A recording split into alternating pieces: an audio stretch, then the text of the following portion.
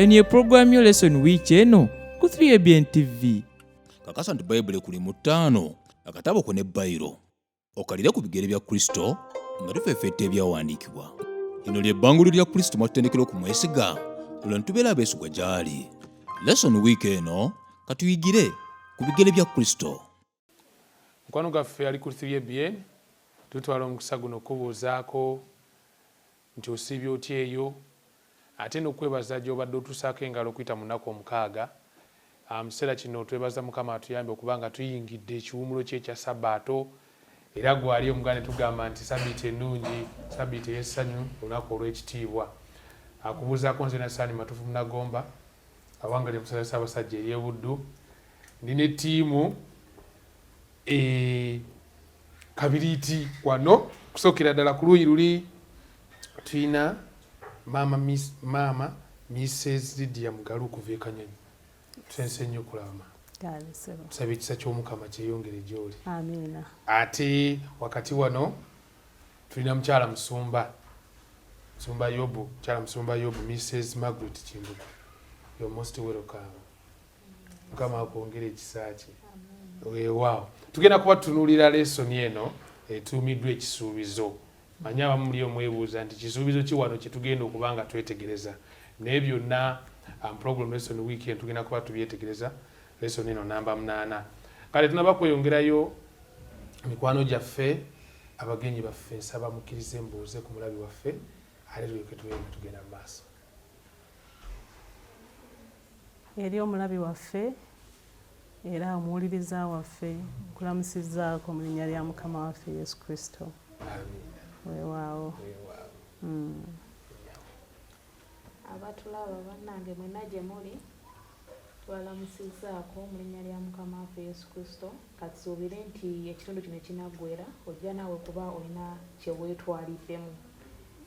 Weewaawo ali ku 3ABN mu ddire lyawo. Tumaze okubuuza kati twagala tweyongereyo ate n'okusaba oluvannyuma tubeere nga tugenda munda mu nteekateeka yaffe olwanyabo. Kyala Musumba tusaba otuwulire esaala nga tutandika. Katusabe. Katonda Kitaffe omuyinza wa byonna, tukwebaza olw'akaseera kano k'otuwadde okwogera ku kigambo kyo. Tukwebaza n'olw'okutuyisa mu nnaku ezo zonna z'otuyisizza n'otuusa ku Sabbiiti eno nga tukyali balamu bulungi. Kyangu otulungamye Katonda waffe, byonna bye tugenda okwogerako wano bibe bya mugaso eri buli awuliriza ku Yesu Kristo Mukama waffe. Amen. Weewaawo tugenda mu maaso ne program lesson week eno. Wali ku YouTube mukwano gwaffe twagala okubuuza kuwebale nnyo ebalire ddala okuba nti otambula naffe. Webale okusubscribinga, webale okusharinga obubaka buno. Emikono gyange bansanyusa mukwano gwaffe ali eyo Sweden. Obubaka buno obwa lesson ya busaasaanya. Nabala abangi banaye bakikola eyo, nkola bulungi nnyo tusaba Mukama abatuweera omukisa abatulabira ku YouTube. So naawe wali mu ddiro yo tukwebaza nti webale kuba nti otweyunzeeko mu kiseera kino. Katunulira lesson namba 8 eriko omutwe ekisuubizo oba the promise. Tuli mu kitabo kya Genesis oba olubereberye gye byatandikira byoge ebituuka eno gye tuli. Manyi kirungi nnyo okumanya gy'ova. Kikuyamba otegera obulungi gy'olaga. Eng'ombe eyo yali ya musumba omu yawummula yagira ng'ogitugamba nti omuntu okutegeera obulungi gy'alaga kimwetaagiza okuba nga alizaweya oba gy'ava. Ate no zina ebibuuzo ebikulu mu bulamu biri nti wa gye nava, wendi wano lwaki wendi, ye wa gye ndaga. So kati Genesis atuyambako otegeera gye twava. So watutuuse tuze tutambula katuli mu kwetegereza obulamu obw'ebyafaayo wakati wa Mukama Katonda ffe ne Ibulayimu. Tuze twasooka tulaba emirandira gy'okukkiriza kwe, lesoni namba 7 ate ne twanjulira endagaano Katonda gy'akola naye. Kwegamba endagaano ey'okubiri ku ndagaano ya Nuhu eri esooka nga yakava mu lyato matabanga gaakaggwa. Katulaba the second covenant Katonda gy'akola n'omuntu wano wakati wa Ibulayimu ne Katonda. Na byonna ebyagirimu. Ekimu ku bisoomooza omu bye yandireese kikino nti twali tusuubira mu lesson eri eya namba 7 ku ndagaano eno Katonda gy'akola nti omwana azaaliddwa. So titwandyetaze kulowooza ku kisuubizo kirala naye ate wano Leesoni egambye etya ekisuubizo kati kisuubizo ki nga olwedde Isaaka azaaliddwa Oluganda awuliriza ekisuubizo ekyogerwako wano tekyawukana nnyo n'ekisuubizo kye twalaba mu lesoni eyise naye kyongera okunyweza omuwandiisi yatuwadde olunyiriro lw'okujjukira oluli mu lubereberye essuula eya 24 olunyiriro olusooka essuula eya 24 olunyiriro olusooka ng'ayogera nti Ibulayimu yali ng'akaddiye era ng'emyaka gye gigenderedde ng'ayitiridde obukadde naye nga Katonda yamuwa ki omukisa. Njagala okwongerezaako olunyiriri olw'17 essuula eya 22 n'olunyiriri olw'18 lwongera okukijjayo obulungi okutunuulira ekisuubizo ekyo n'okwongera okukinyweza kubanga olunyiriri olw'17 lugamba nti ngenda kukwaza alina Bayibuli y'Oluganda akisome bulungi kiveeyo bulungi omuntu akiwulire akitegeere bulungi nti okukuwa omukisa n'akuwanga omukisa n'okwongera n'akwongerangako ezzadde lyo ng'emunyenye ez'omuggulu ng'omusenyu oguli ku ttale ly'ennyanja era ezzadde lyo oba liri omulyango ogw'abalabe baabwe mu 18 era mu zzadde lyo amawanga gonna ag'omu nsi mwe galiweerwa omukisa kubanga owulidde eddoboozi lyange. Kaakati ekisuubizo kye tutunuulira wano twagala kwongera kunyweza ekisuubizo kye twalaba mu lesoni eyise ey'omusanvu omwana azaaliddwa naye Katonda ayongera okunyweza nti togenda kukoma ku mwana oyo atya wabula ezzadde lyo ligenda kuba lingi ddala lijjuze lisaasaane. Ate n'ayongerako n'ensonga enkulu mu lunyiriro lw'18 nti ate okuyita mu zzadde lyo amawanga gonna gagenda kulaba omukisa mu zzadde eryo erya Ibulayimu omukisa ogugenda okubeera ensi yonna of course bw'ogwogerako awo tuba tutunuulidde Kristo yennyini. So tugenda okutunuulira lesoni ey'olwaleero ng'ejjayo ensonga ezo ebbiri okuba nti eggwanga limaamidde wonna lijjudde ate n'omukisa guweeredde eggwanga okuyita mu zzadde lya Ibulayimu. Awo we wali omulamwa gw'olunaku lwaleero. So the promise oba ekisuubizo ekyo tukiraba. Of course tugenda tunula n'ebisuubizo ebirala ebiri mu stories zino okuva mu ssuula ya 22 tuuka ku ya 25 Katonda nga ayongera okweyama. Uganda batukozesa okwetema naye katukozesa kweyama ng'ayongera okusuubiza ebisuubizo eby'enjawulo. Naye tulaba nti ekisuubizo ekisingira ddala obukulu kwe kuba nti asuubiza Ibulayimu nti okuyita mutabani wono Isaaka azaaliddwa era awonyeewo ku lusozi Moriya mwe mugenda okuva ate oyo agenda okubunyisa omukisa guno eri ensi yonna. Weewaawo. So we tuli omulabi waffe twagala genda ku lusozi Moriya olumu ku nsozi ez'ebyafaayo bwe twogera ku lusozi Moriya abamu bagamba nange kannigatte kubo nti olusozi olwo kwe kwazimbibwa n'ekibuga Yerusaalemi mu maaso ekyo nti oba lwatemwamu wakati ate ekitundu ekimu ekyeri Yesu gye yafiira ku musaalaba ebyo nabisomako ate mwatu weetegereze byali bintu bikakafu olusozi Moriya lwa byafaayo nnyo kati gye twagala okwolekera tulokedde no katundu ka Sande kuba sitole ngaze mukwano ganga tulaba tugenda kutunulira Ibulayimu ne Isaaka nga boolekera ku lusozi bavuddeyo bambye ekyennaku Saala afa biki ebiddiriraawo ng'amaze okufa gundi awasibwa Lebeeka ate ne Ibulayimu n'addamu n'awasa byonna ebyo bwe tubyetegereza bituyamba ki okutegeera ku nteekateeka y'obulokozi ey'ekisuubizo kino eky'endagaano etaligwawo ey'emirembe n'emirembe Katonda gy'akola ne Ibulayimu ate gy'akola n'omuntu okuyita mu Kristo tugenda kuba tubyetegereza. Kati nsaba twolekere ku lunaku luno olwa Sande tulabe olugendo lw'okugenda Moria luva ku ki.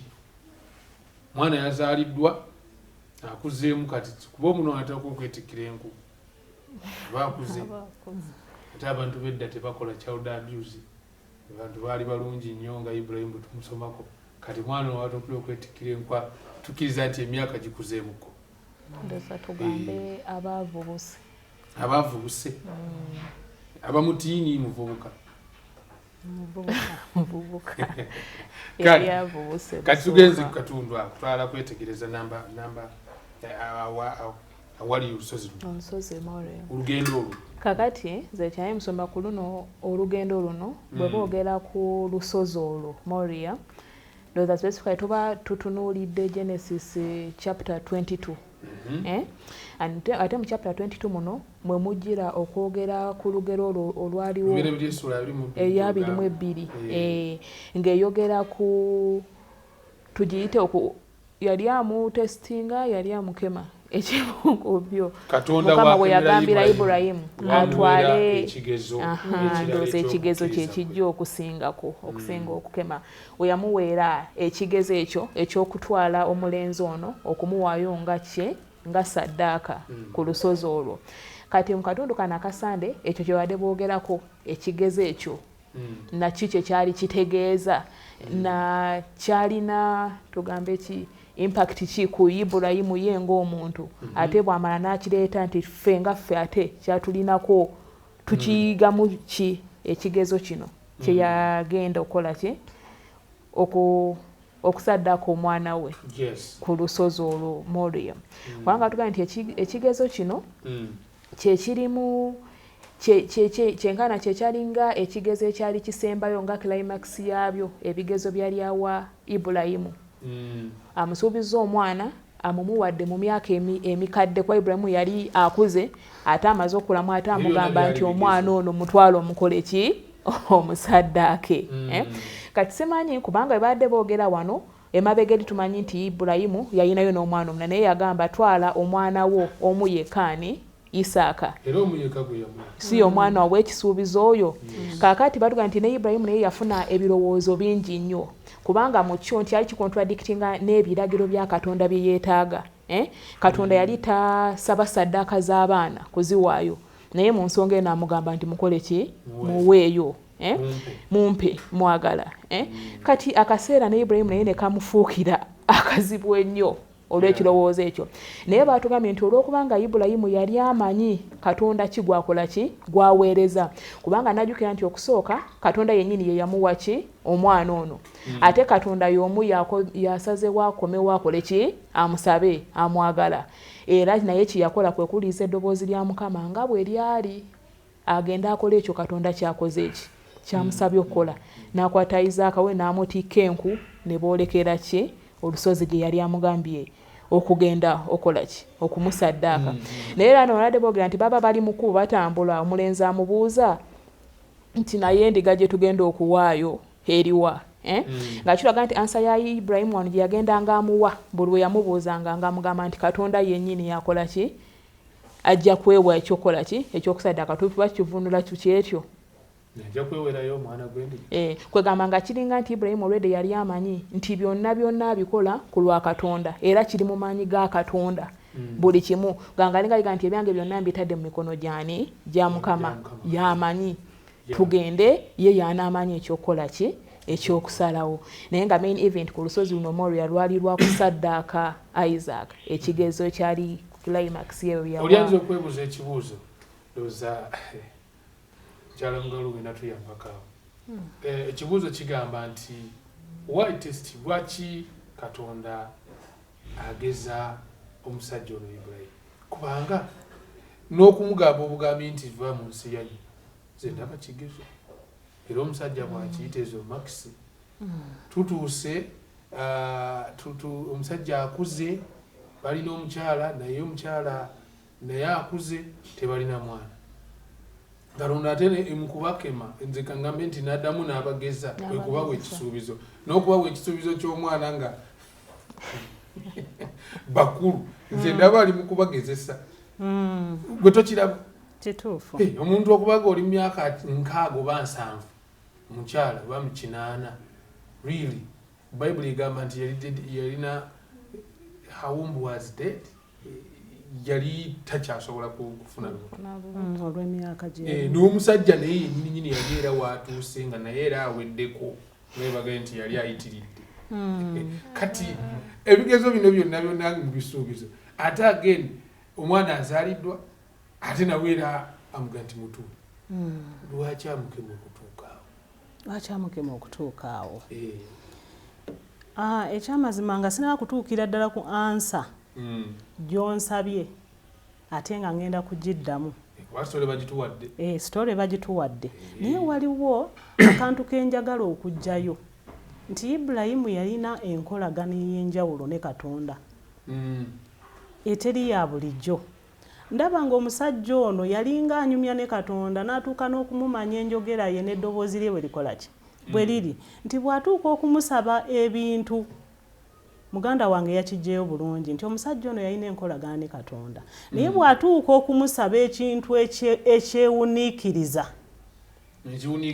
ekiwuniikiriza yawulira nti eddoboozi ani akyogedde nti Katonda. Bwe liba nga ddoboozi lya Katonda lye likyogedde sirina kukola ki kubuuza sirina kuddamu. Njagadde okugyayo akantu akagamba nti okubeera n'enkolagano ey'enjawulo ne Katonda n'okwogeranga naye n'okutegeeranga eddoboozi kuba amaloboozi mangi agoogera naye okwawula eddoboozi nti lino lya Katonda olina okuba nga olina enkolagano ey'enjawulo. Akantu ako kabadde kakulu mu nkolagana ya Ibulayimu. Kati njagala okutambula olugendo ndutuuse wali kuwa olutaali wagenda okusaddaakira omwana ndyoke nziremu ekibuuzo ekyambuuziddwa. Omusajja tutuuseewo ku lusozi Moria. Omwana bamutadde ku kyokero. Omusajja agalula ejjambiya oba kambe oba ekitala agenda okukola ki okusaanyaawo omwana. Bwe ntunuulira mu kiseera ekyo singa obadde ggwe ndaba ng'omuntu ayinza n'okuzibiriza nga tayagala kumanya bikola ki biddako n'amatu n'akola ki n'agaggala n'embeera n'awulira nga ayagala awaanyisibwemukko asobole okutuukiriza kyakola kubanga awulira kimukoze eki kimuzitoweredde.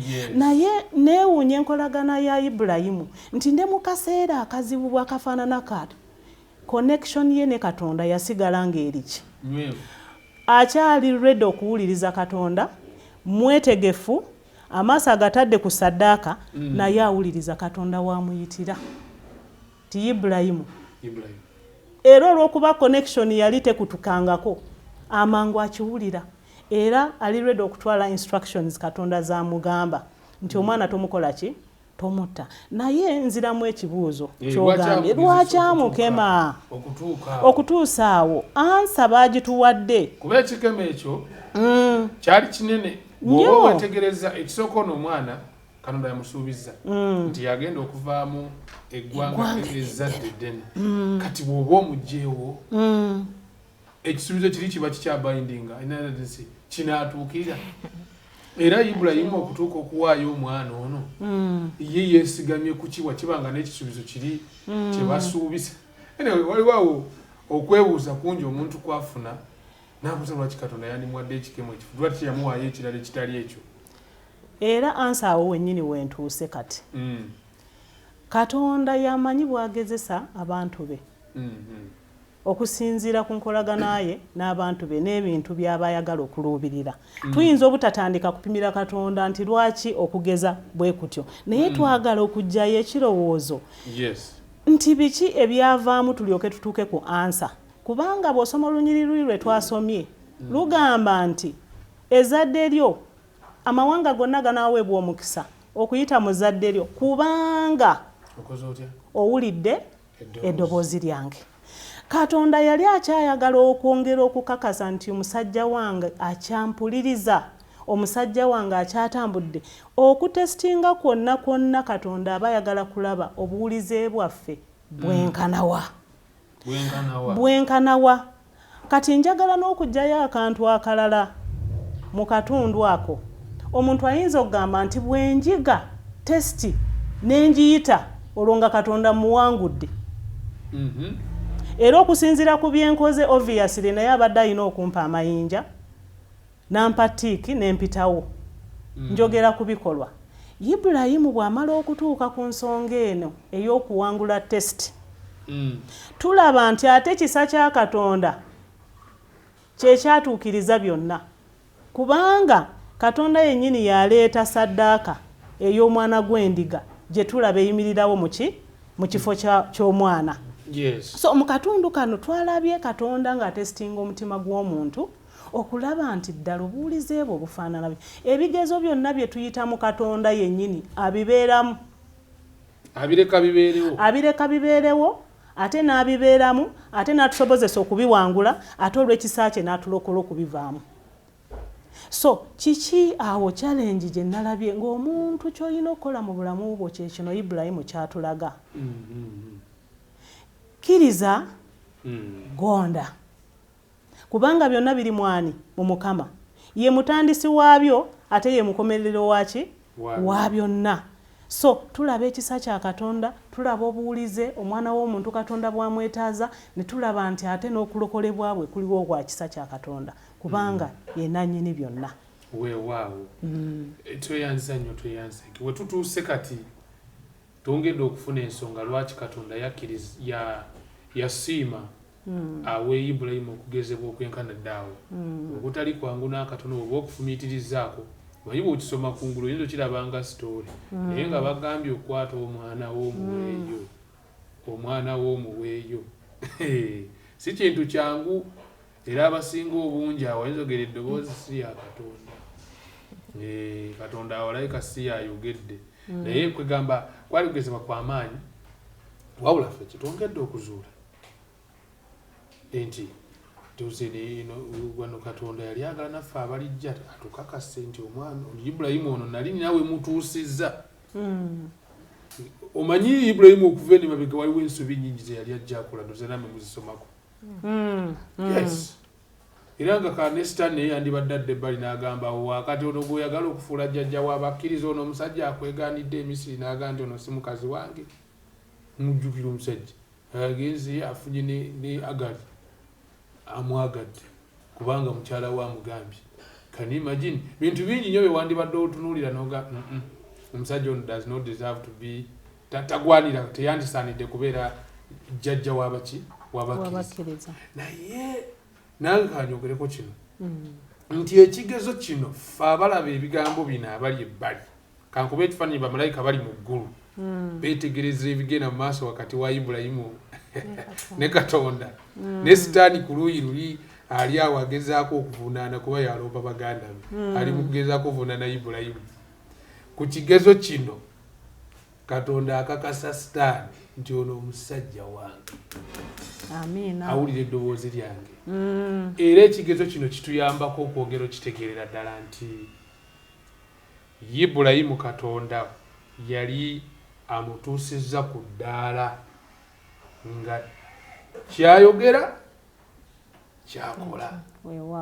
Kukkiriza kujja olw'okuwulira eddoboozi lya Katonda. Olabye okukkiriza okwo. Tugenda kweyongera okutunuulira ku Mande nga twetegereza okwanukula kwa Ibulayimu eri Isaaka. Tukyali wennyini, tukyali ku lusozi tukyali ku lusozi Moriya. Twagala kwetegereza amakulu agali munda mu bigambo Katonda ajja kwefunira endiga ye gegaliwa. Naye nga tunaba tuuka katusooke tuwummulemu katono, tugenda ate kubanga tukoma obulabi waffe tovaawo tukomawo.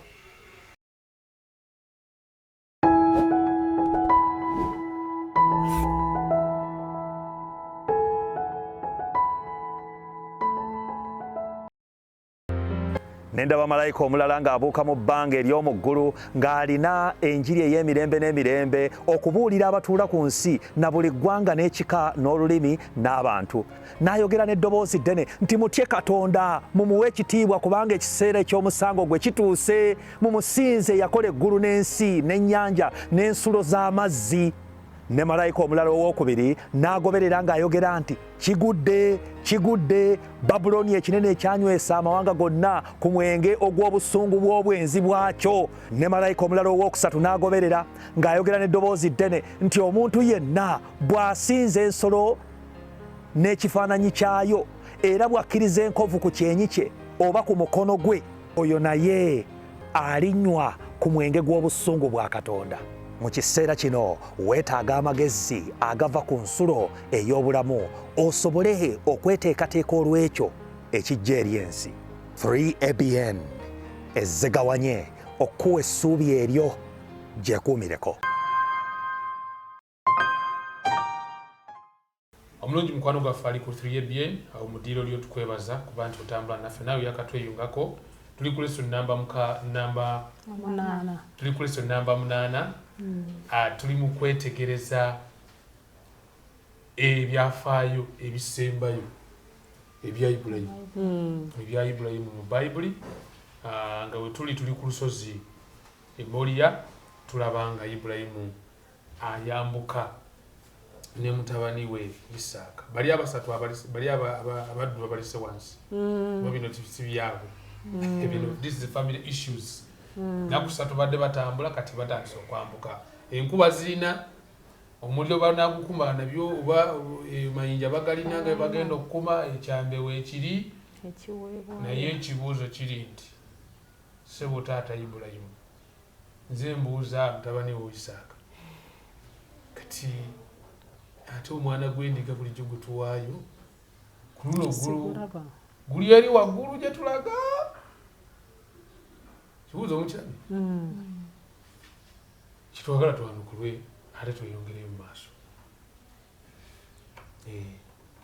kumande twagala kwanukulwa kibuuzo kyaffe ekyo musajja kyeyabuuza ate kyali kyetaagisa era nga naawe afumitiza ku mbeera omanya bulijjo omanya nti bwe tunaba bakusinza genda tandika n'okuwaayo ebiweebwayo oluvannyuma omubuuliza abuulire naye tugenda okulaba n'abadinkoni tebaliiwo n'ebibbo tebiriiwo kati musajja asobola okujja n'abuuza omutesitesi wa program nti omwana leero tewaabe kusolooza birabo nze mbuuza mulimu lwaffe olwa bulijjo naye ekibuuzo mukirabidde ddala tukyanukule tweyongereyo mu maaso kubanga twagala ate kwetegereza ebiddirira oluvannyuma lwa incident eyo oba ebyabaawo. Ati nsoma kwolwo God will provide. Katonda yennyini ajja kukola ki? Ajja kweweerayo ekiweebwayo si kyo.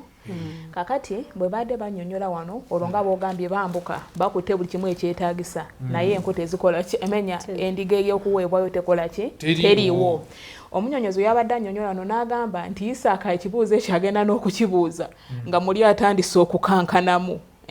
Kati n'agamba nti mu ngeri eyo kwegamba yalinga in other words abuuza nti yenze endiga egenda okuweebwayo.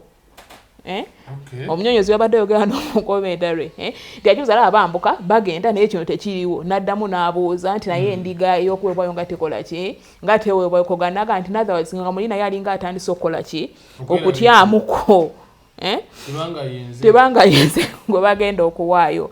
Naye wano batugamba era nga Ibulayimu bwe yali amuddangamu nti Mukama yennyini ajja kukola ki ajja kwereetera ekyokwessaddaakira kye. Kitulaga nti Ibulayimu ono yali ayina ddala okukkiriza mwani mu Katonda era nga buli kimu kyonna ekigenda mu maaso kyagenda okukola already akitadde mu mikono gya Mukama nti kati Mukama gw'okola ki gw'omanyi.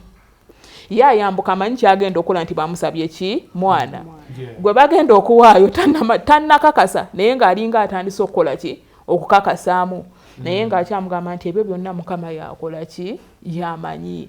Era indeed kakati omukyala nga bwe yabadde annyonnyola wali okumutestinga wali omunange gwe twali twogera naye atwogera ku ky'omuteesa nti nga ekigezo kino kyali kyagala ddala Mukama alabe kiki Ibulayimu kyamulowooleza muki mu mutima gwe. Kati nambuza ddala Mukama yali tamanyi kiri mu mutima gwa Ibulayimu. Kakati nti ddala amukiririzaamu nti ye Katonda nti amobeyinga. Otuze wali ku testing nti yali amutestinga okulaba kiki ekiri mu mutima gwe. Kati oli nambuuza nti ddala Mukama yali tamanyi kiri mu mutima gwa Ibulayimu nti amuwuliriramu nti amukiririzaamu. Kati wenabadde ensoma wano ne balaga nti ye kiyinza okuba kituufu naye Mukama yatulekera okwesalirangawo okola akuwa nti bannange nkuwadde kino oli waddembe okukitwala oba okukola ki okukireka. Nti Mukama we yaleeta ekigezo kino eri Ibulayimu yali ddala ayagala alabe ludda ki Ibulayimu lwakola ki lwagwawo nti ddala ne waaba mu buzibu ayinza okusalawo okubeera ku ludda lwa Mukama akole ekyo Mukama kyamwetaaza okukola. Era wano baadde batwaga nti ekigezo yakola ki yakiyita kaakati wuuneera ayambuse agenda era Mukama agenda okulabira ddala nga Ibulayimu akakasiza ddala nti kino ekigezo nakyakoze eki akiise kwe kumugamba nti owange towanika mukono omulenzi tokola ki tomutuusaako bulabe era Mukama n'akituukiriza nga ye mwennyini yeeteereddewo ekyokuweebwa era nga Ibulayimu yali akola ki bwe yali agamba nga omulenzi nti Mukama yennyini ajja kukola ki ajja kwereetera ekyokuweebwayo. Naye kati kino kyennyini kinkomyawo ku Isaaka yennyini kuba batugambye omulenzi yali avubuse avubuse naye kitaawe ki mukadde ekitegeeza nti bwe yatuuka jjukira bamugambye bamusibye emikono bamuteeke wali okumuwaayo n'atakola ki n'atawakana na kitaawe naye nakkiriziganya n'ekyo Katonda kyakoze eki yali asobola okumulwanyisa n'adduka oba oli awo kubanga yali ndowooza njagala okulowooza nti ddala yali muvubuka ng'ayina amaanyi agaali gakira ku g'omuzeeyi ono. Naye nekitulaga nti era nakyo kikulu okukuza ndowooza nga abaana baffe osanga Ibulayimu naye bwe yakuza ki Isaaka okubanga yali akola ki amukkiririzamu buli kimu kyakola ki kyayogera era tiyamukaya naye n'ateekawo nga kitaawe we yali alagidde kubanga ono yamuganyira eddoboozi lyani lya Katonda n'akola bw'atyo naye era Mukama n'akola ki n'amulokola mu ngeri eyo ne yeereeterayo ekyokuweebwayo kye nga kitaawe yali amugambye nti Mukama yennyini ajja kugira ejyadda Mukama Katonda ajja kwefunira omwana gw'endiga. Omanyi ebibuuzo bingi bitubuuzi naye Katonda bulijjo yalina ansesingako omulungi kwegamba Ibulayimu Mwoyo Mutukuvu yeeyogerera mu twagala kwogera nze nja kwegatta ku balowooza bwe batyo nga bw'olaba Peetero mumpita mutya oye gwe mwana wa Katonda naye Mwoyo Mutukuvu yakikulaze. Era Musumba we tuddayo ku nsonga eno we baadde balaga okuvuunula okwo bwe kutyo baadde balaga nti etwaleetwa God will provide naye ng'agamba nti Mukama mwennyini ajja kwewaayo ng'ekikola ki ekiweebwayo kwegamba tekyabadde nga nti nno Ibulayimu ye yakyogera era nange nandyagadde okulowooza nti osanga ne Ibulayimu era Mwoyo ye yamulungamya okwogera nga bwe yakola ki bwe yayogera nga dda mutabani we ng'amubuuza endiga gye bagenda okuwaayo ng'ate teriiwo Mukama yennyini ajja kulaba ekyokwekola ekiraga nti ye byonna ebibe yali abitadde mu mukono gwa Mukama y'amanyi ekyokukola kyonna ekinaabaawo kyekinaakolebwa. Yes maama tugenda vaawo tugenda kuvaawo naye waliwo akasonga ka parenting oba enkuza y'abaana. Omwana ono agenda okubuuza ekibuuzo ekyo kubanga yali amanyi enkola y'awaka. Amanyi nti taata alina Katonda gw'asinza era taata amanyi okuwaayo saddaaka era bwe tuba tugenda okuwaayo saddaaka tukwata enku n'omwana gw'endiga ne tugenda ne tukola ki ne tusaddaaka. Omwana ono atuuka okubuuza ekibuuzo kubanga ategeerera ddala bulungi process nga bwekola ki bwetambula. Taata amuddamu ekibuuzo ekyo God will provide. Saagala kuyingira nnyo mu theology njagala nkiteeke wano ku table nga bwe nkiwulira. Ndaba ng'omwana ono kitaawe ayongera okumukakasa nti mwana wange byonna byenkola wano biri mu mukono gwani. Era olw'okuba nti n'omwana kyakuzaalaba omwana mu ngeri emu oba endala amuteekateeka nti ebiddirira byonna Katonda yakola ki yamanyi. Era tutunulira omwana ono olw'okuba nti naye atambulidde mu bigere ebyo ne mu kiseera ky'okusaddaakibwa talwana kubanga naye mu bwongo bwe mulimu nti Katonda yakola ki yamanyi buli ekigenda mu maaso kubeera nkuze ndaba nga kitange Katonda gwaweereza yoyo yekka gwakola ki gwawuliriza era amugondera. Pozi njagala n'okugjayo akasonga akalala. Omusajja ono ensonga endala omusajja ono discussion teyagitwala wasalayi nga Katonda amusabye eki omwana ne be yagamba mu mperekereko yatuuka wabakola ki wabaleka yamanya nti bino tebyetaagamu muntu muki mulala yenna byetaaga nze ne saddaaka yange gye ngenda okukola ki kubanga connection yaffe ne Katonda tugenda okukola ffe tubikola ki tubitegeera emirundi mingi waliwo abantu balemu okusalawo ku bintu by'obukristaayo kubanga bakyatunuulidde ebintu ebiki ebirala naye enkolaganayo ne Katonda wo n'okwewaayo oyimiriddewo ngaani ng'omuntu Ibulayimu atuwa ekyokulabirako wano mu kiseera kino nyimiriddewo nga nze ne Katonda wange era byensalawo byonna mpulirizaani ye yekka Mukama waffe yeebazibwe nti era kyatuukirira God n'akola ki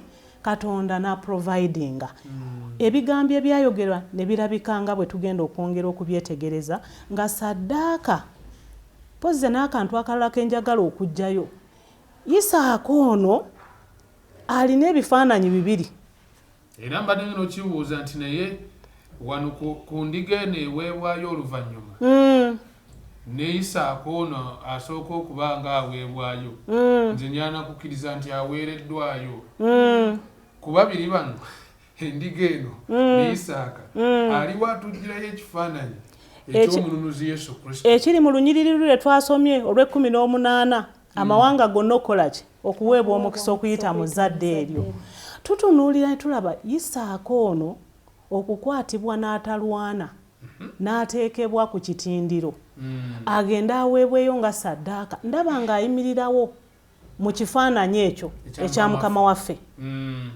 kuba naye erabaga nti yatwalibwa ng'endiga okirabye ate mu ngeri endala n'ayimirirawo ku lw'omuntu nga nze naawe atya nti Katonda yalaba ng'omuntu tasaanidde kufa olw'okwagala kwe nga Katonda bwe yasalawo kubanga tulokolebwa lwa kisa kyava aleetawo omwana gw'endiga agamba Ibulayimu nti omwana mukole ki muleke ntegedde omutima gwo kye guli gye ndi naye Ibulayimu agenda okusitula amaaso bw'ati ng'atunuulira ku mwana gw'endiga aweereddwa agenda okuweebwayo okufa mu kifo kyani kya Isaaka akabonero kennyini ak'enkukunala akalaga Kristo okuyimirira mu kifo kyaffe olw'ekisa kya Katonda tulokolebwe Mukama waffe yeebazibwe nange enjiri awo mpulidde ng'eyongedde Mukama waffe yeebazibwe nnyo nnyini ddala olw'okutwagala obwenkanidde awo naye mu byonna tulaba ekisa kya Katonda omuntu yenna alema okwenyumiriza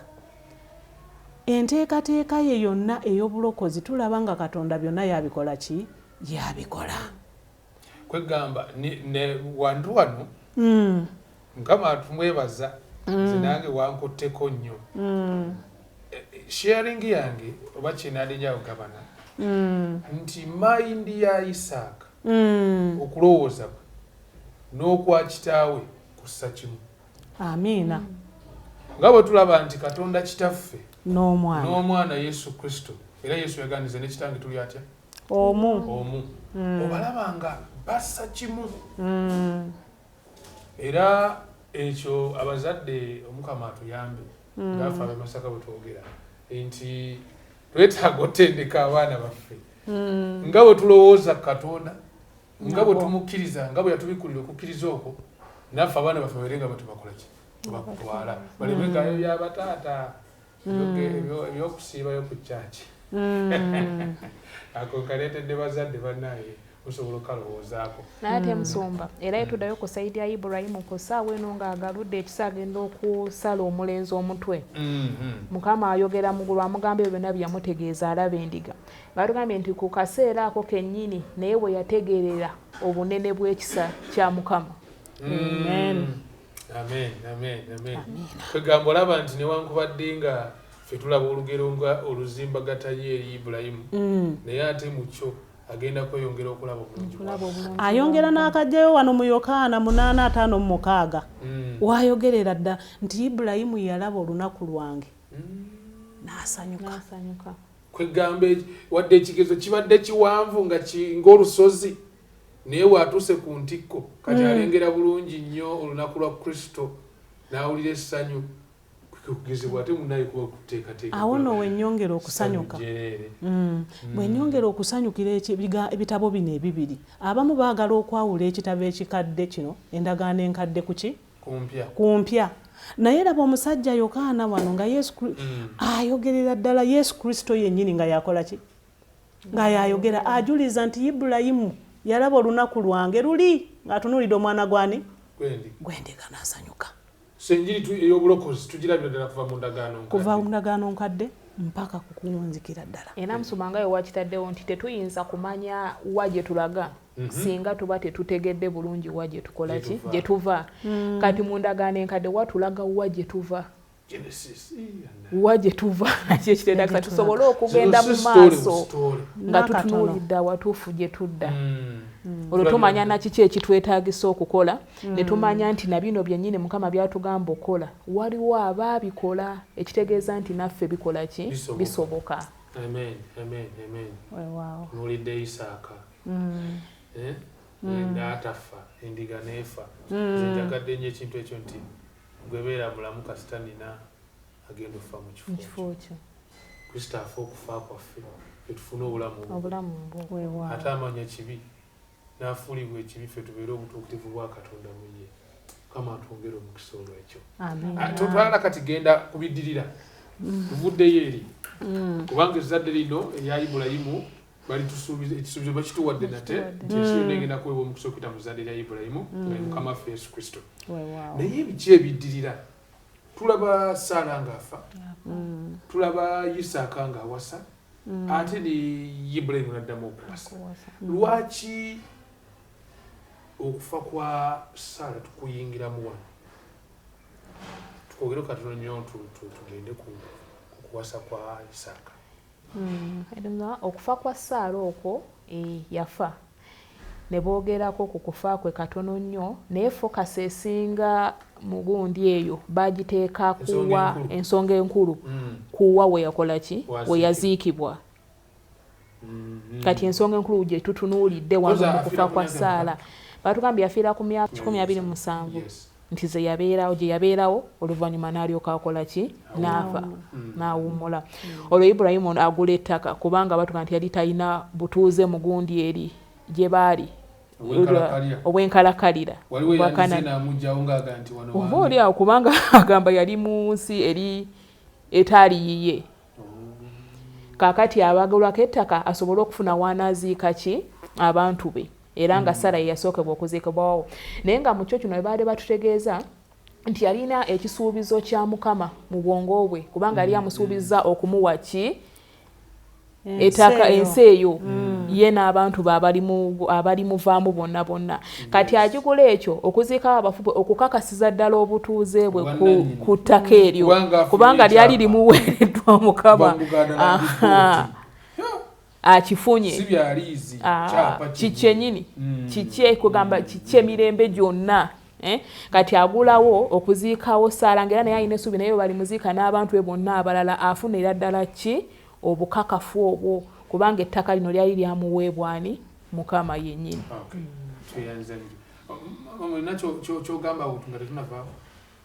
Ensonga enkulu yabadde eyo pozi okuddako engeri gye njagala nnyo ebintu by'amaka n'embeera z'obulamu nga bwe zitambula njagala nnyo okubiteeka ku bulamu buno bwe tuyitamu nti Katonda aganya buli kintu ne kibaawo mu kiseera kyakyo. Omusajja yaweebwa omukisa naye waliwo era ebitayimirira. Ekiseera kya Saala okuwummula bwe kyatuuka era yakola ki? Era mu kiseera kyakyo n'ebyali birina okuddirira era byakola ki? Byabaawo. Era ng'abaweereza ba Mukama ne mu bulamu buno bwe tutambuliramu kasita weesiga Katonda gwekkiriza bukkiriza buli kintu ekikola ki ekibaawo kubanga omukono gwa Mukama tegulina n'olunaku n'olumu lwe gukola ki lwe gukuvaako wabula teguyimpawala n'akatono okuggyako ffe okukkiriza okutambulira mu ye nga bw'ali. Naye tulaba ng'okufa kwa Salaayi nga bwe bakwogedde kwayongera okunyweza obutuuze. Kituufu Katonda yali yamuwaawo dda tekyalina compromise n'akatono naye kyayongera okunyweza obutuuze nga Ibulayimu afunye n'entaana n'omuntu wamukoze eki amutaddewo.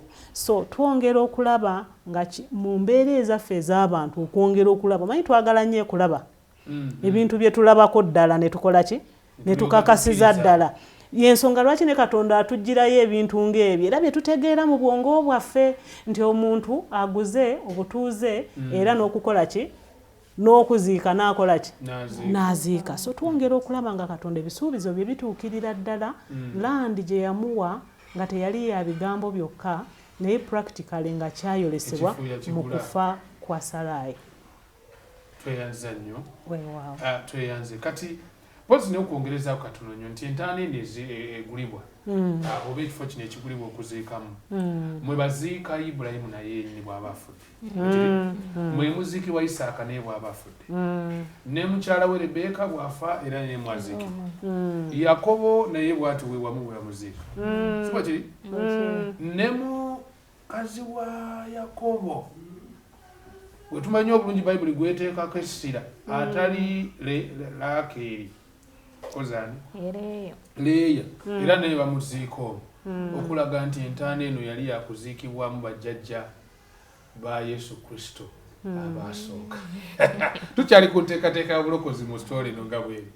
So bade nebuze ddala significance kyeri mu kugula entaana tugiraba nti muno mwe muziikibwa bajjajja b'okukkiriza abasatu, Katonda wa Ibulayimu, Katonda wa Isaaka, Katonda wa Yakobo. Tugende kuwasa kwa Isaaka.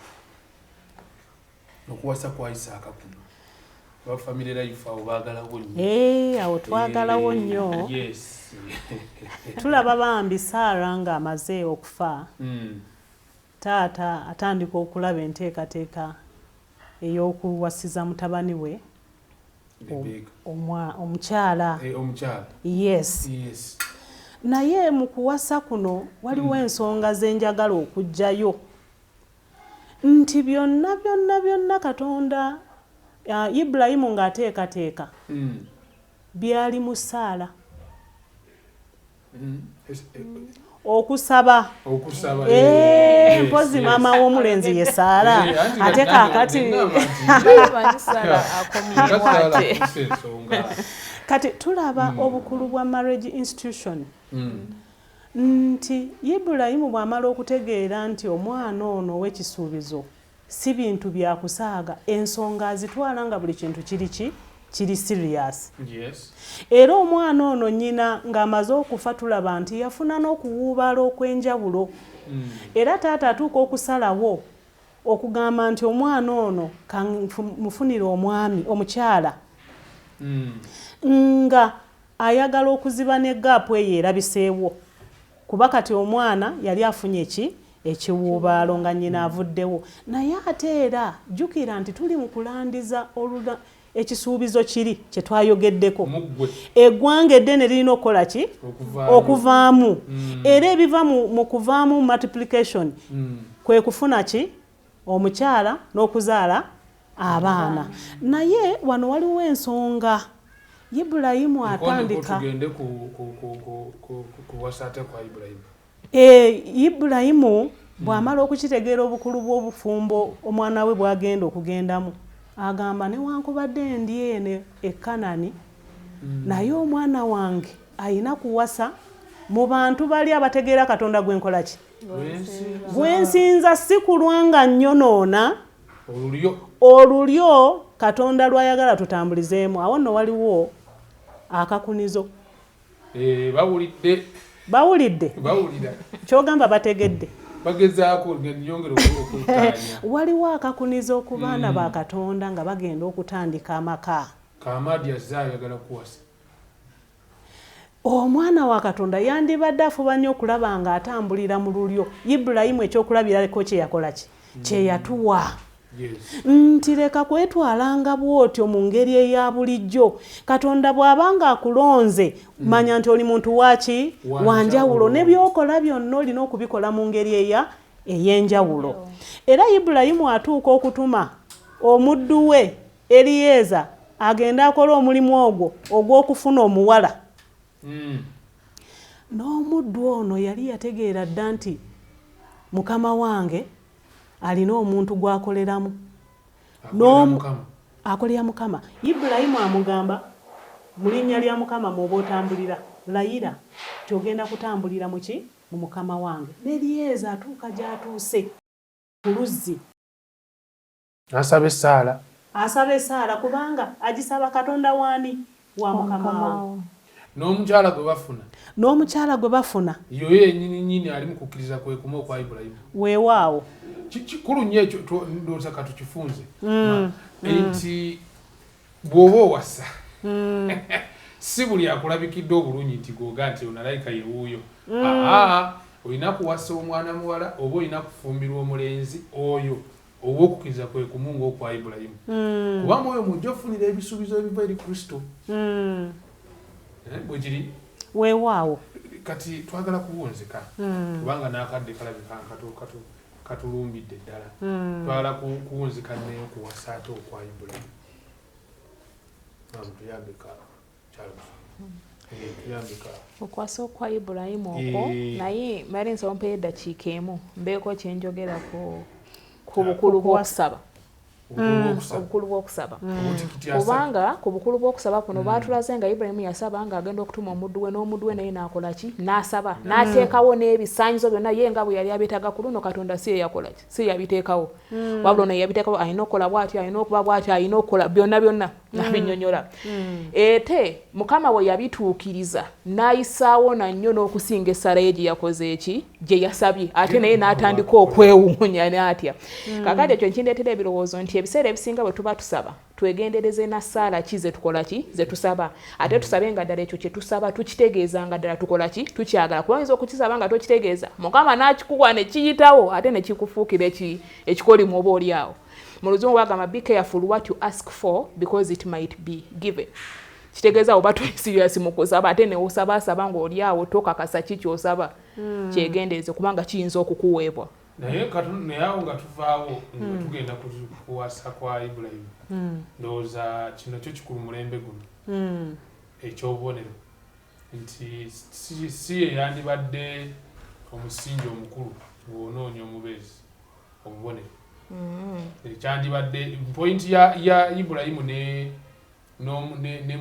n'omuddu we Eriyeza bali mu kutunuulira kye tuyita banoonya omuntu Mukama gwakola ki kugamba wadde bayinza okusaba obubonero buno naye bo obubonero si ensonga enkulu kwe kubanga batuuka kw'oyo omutuufu Katonda gwe yakola ki kuba leero omuntu oyinza okugamba nti ananzijira ebitabo mu kyaki nga nfulumye sajjo kakati maama bino ebibaka byatuukawo bize bituukawo abafuuka bangi nnyo batunudde story ne bagamba nti naga Mukama bwe naaba nfulumye ekyaki nga okubuulira kuwedde ngenda leka ebitabo byange mu ntebe amuwala anajja n'abifulumya n'abimpa oyo yanaaba owange omuntu najja eri nga myaka 5 6 najja n'abikuleeta kakati njagala okwongerezaako ku nsonga yo abantu bano omuntu oyo teyeesiba ku bubonero bwokka waliwo ebigambo mu mboozi gye basooka okunyumya ne Ibulayimu waliwo standards oba principles omuntu z'alina okutambulirako seemu yokka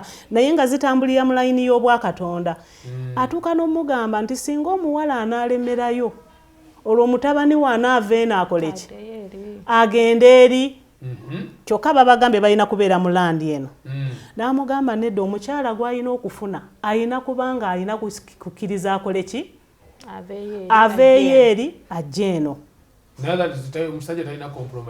talina compromisinga standards za Katonda buli ky'oba osalawo wulira nti eddoboozi lya Katonda lyogera ki era bw'otandika okuwulira nti kati nseeseetuse okuva ku kya Katonda kitegeeza omukono gwa Mukama gukoze eki gukivuddemu otandise kusalawo ngaani nga ggwe so oba oli awo omuntu ayinza okugirayo Bayibuli naye ate ebirala bikoze eki bifaananye bitya musingi ejokukkiriza kwa Ibulayimu gy'olina okugendera si kugendera kwako akabonero katya kamu ne kalyoka kakutuusa oba oli awo ne kakutomeza mu ddakiika ezisigaddeyo katuwunzike ekintu kino Ibulayimu addamu okuwasa baade bakyogera yaddamu okuwasa omukyala erinnya lye bayise Ketura era naye amuzaalira abaana abawerako abalala naye batugambye nga Ibulayimu tannafa kyeyakola ekyalewunyisiza bagambye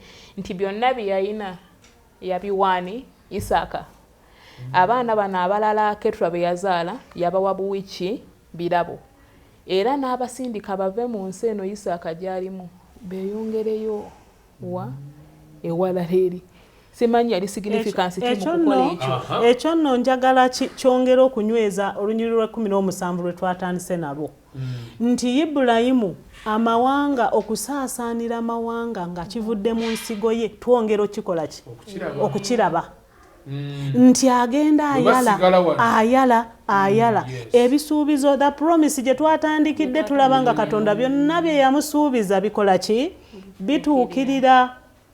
Ibulayimu agenda agaziwa olulyo lwe lukola ki ensi yonna egenda kujjula ate ensi yennyini eweebwa omukisa okuyita mwani muye. Kubeera olaba n'Abayisiraamu bano weasijja kubeenda osinga nga nze sirina buyinza obwo naye olaba nti ogenda n'osoma emirala liga nti nti ate balinga era baba mu Isimayiri ate era ne Isimayiri banyamutabani wani Ibulayimu olengera nti ensi yonna kyenkana eringa egenda emamirwamu Ibulayimu kuno kwa Ibulayimu. Awo n'ogenze n'obakoonako baganda bange kwegamba ffenna tuddeyo ku misingi gyani gya Ibulayimu era n'Omuyisiraamu w'amazima yandibadde oyo atambulira mu kukkiriza kwa Ibulayimu. Weewaawo nga olunyiriri omuva omulokozi lwa Isaaka